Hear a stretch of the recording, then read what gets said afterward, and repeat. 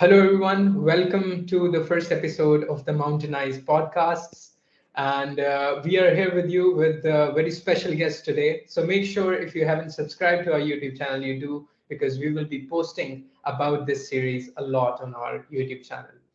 Let me introduce you to the guests. We have Mr. Jaleel, the CEO of the company, the person who has built it all from scratch back in 2014. Glad to have you here, sir. And the second guest, a very special guest, Mr. Saqib. Mr. Saqib has his expertise that lies in marketing technology. Great to have you here, sir, as well. Let's begin the conversation. So, the agenda that we have been having today is to understand the impact of CRMs and the impact of marketing technology on companies. So, during my research during on this topic, I have studied that CRMs and marketing technology are a foolproof system that if you're using it, you're going to be successful. But at the same time, I was reading some statistics that even those companies who use these tools aren't aren't successful by standard. So why do you think this happens? May I begin this conversation with Mr. Jaleel? Mr. Jaleel, your thoughts on that? I have to say, first of all, um, you should be expecting us more than just a guest because you will be seeing us a lot of time just on this series of the podcast. And now, in terms of this foolproof, stuff, I think the foolproof is just it's not the Air Force One, so it is not going to be a foolproof thing. So I think that there are many different aspects which we believe that based on our experience and the industry challenge which we see every week uh, in a through actual stakeholders and how do they feel and what are the different challenges. So I think there are two or three different aspects in this regard. Adoption is missing. Then people who are asked to do, someone has asked to build, the world tallest building, and they don't have that level of the team there. So that's also a challenge. And then another thing is that the people are really, or the industry is, the challenge is the lack of the true discovery. So that also exists. So, but I would love to know what Sakib, what do you think? Yeah, Saki, I what's think you your started take? pretty well.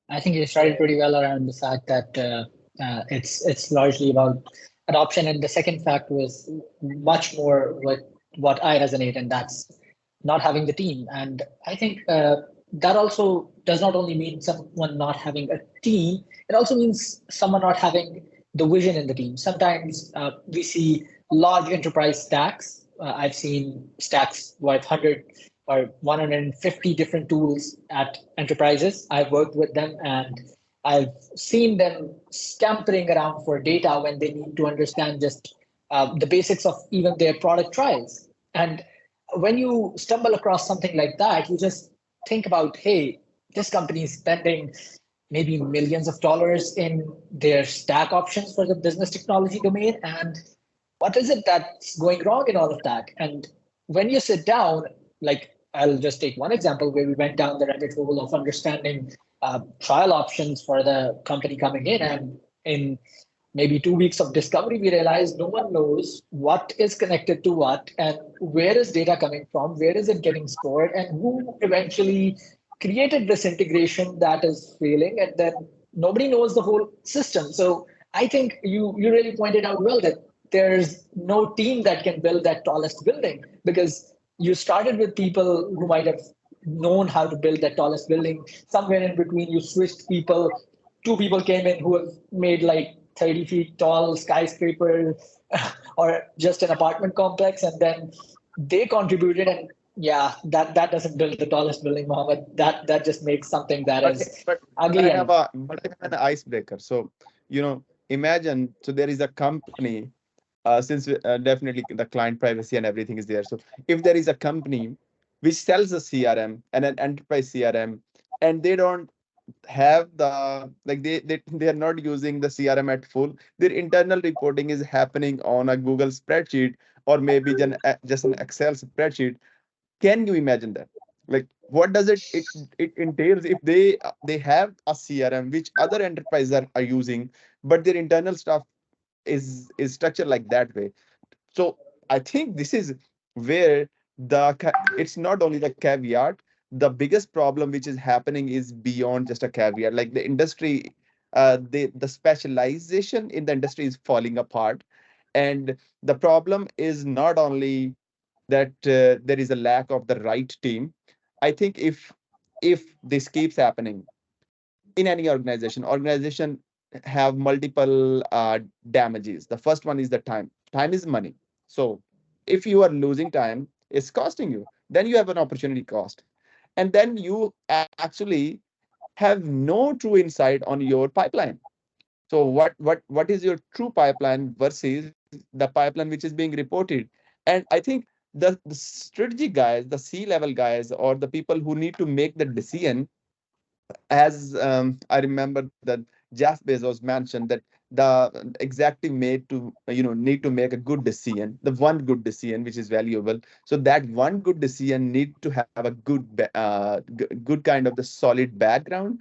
I don't think so that in the current time there, if I have to put it in a percentage, 80% of the clients, those are even coming on the regular basis or doing a discovery, they have a common challenge. So if there is a common disease, the industry need to learn accordingly and adopt it. So yeah, this is a big thing, and it's killing every day. Is I don't know. I mean, how to really describe this pain. I get it. I get it. And just not about, like you mentioned, a company selling CRMs and not using its own CRM. And then you talked about strategy, and something sparked in my mind. And that was one of the clients which actually gave strategic uh, tuitions, or what you call guidance and mentorship, to C-level suite. And what I saw there was that they had CRM, Salesforce, they had um, Datorama, and they had Redshift. And all of their reporting, they were building in Datorama, which could have been made in Salesforce, which could have been made in Redshift.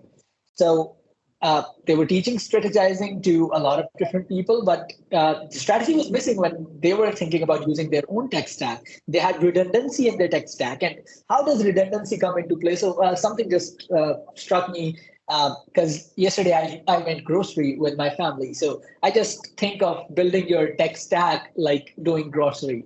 So when you enter a grocery store, you have something in mind. You have like an understanding of what your basic needs are, what you're going to buy, and what you need.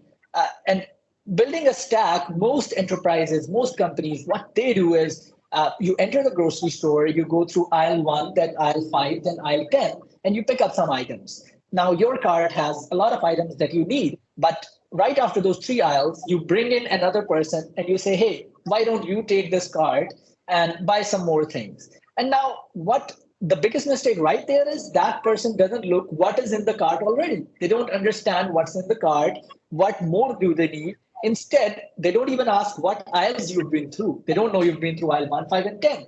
So they just don't know what has already been placed in that cart. So they go through all the aisles, collect all the items. What you'll have at the end is a cart which has redundancy, which has some items that are duplicated. And then some items that you don't need at all, because there's a new person who might not understand what the overall big picture was.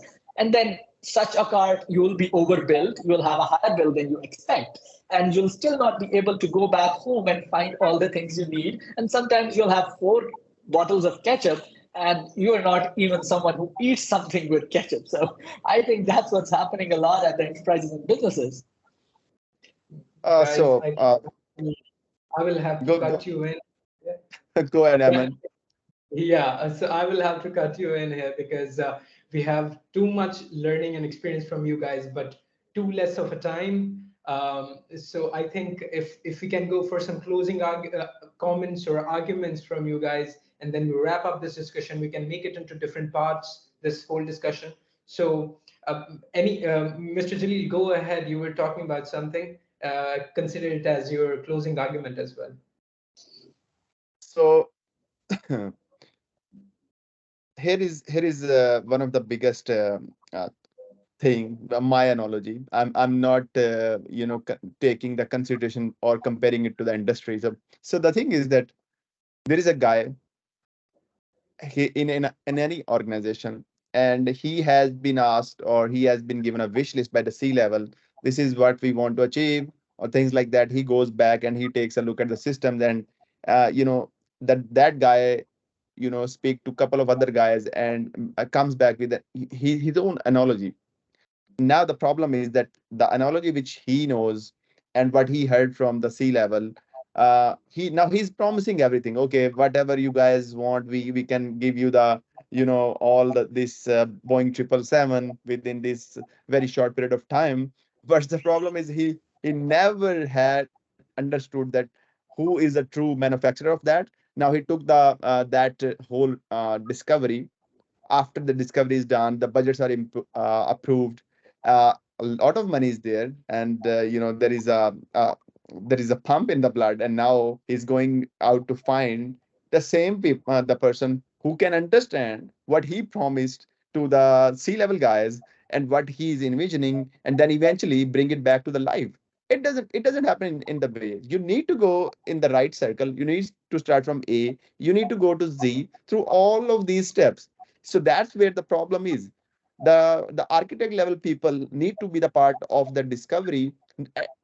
If I would say, like, not in the strategic discussion, but what C level strategy wants and how they want to go, that's where these guys need to jump in. So I mean, I would say, start considering these guys in a part of scoping your SOW.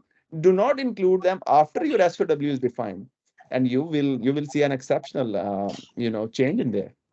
I hope I And didn't take a lot just of time. to add to that, like on the final notes from me, there is this concept I learned from one of my mentors back then, which was around what now approach.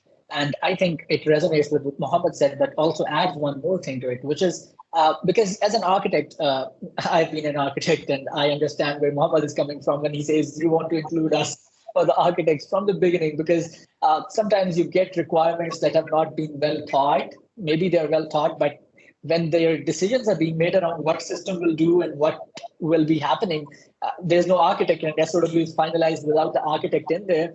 I think what now approach would be great. I did a long piece around it on LinkedIn and Twitter as well, which was mentioning how you need to ask yourself 5 questions around what will happen, what was happening before, what addition will it do, what does the business benefit from this particular addition, and what will be the approach I'll take to implement this. So there were like 20 different what questions that I posed into the what now approach. And that's one thing I always like about including the architects and the thinkers into that SOW stage of it. And I think, Mohammed, you nailed it, but businesses usually don't do that. You and me, we come in when everything's been finalized and we've got like an axe hanging above our head, and we've got a short time to do something really great, and half-cooked ideas to turn to reality. So I think businesses need to focus really, really long on that discovery phase. 50-50, 50% on discovery, 50% on implementation. That's how I envision it. Thank you so much, the guests. I know you were angry at me because you were having such a fine time today talking about all this, and I had to stop this. But I think the door remains open for calling you again as the guest in our podcast. This is it from the first episode. Kindly subscribe and make sure you're connected. We see you again. Thank you.